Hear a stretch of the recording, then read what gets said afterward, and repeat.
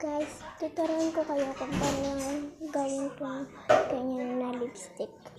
Yung pang Korean daw na lipstick. Okay, so tuturuan ko kayo. First, yan.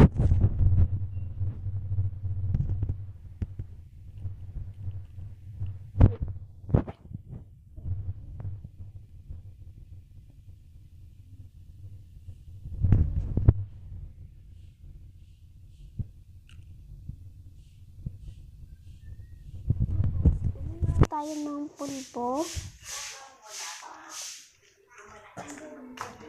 Wait, tatanggalin ko. Yan. So, ito, diba? Talagyan lang natin yan ng pulbo. Malapit na. Yan.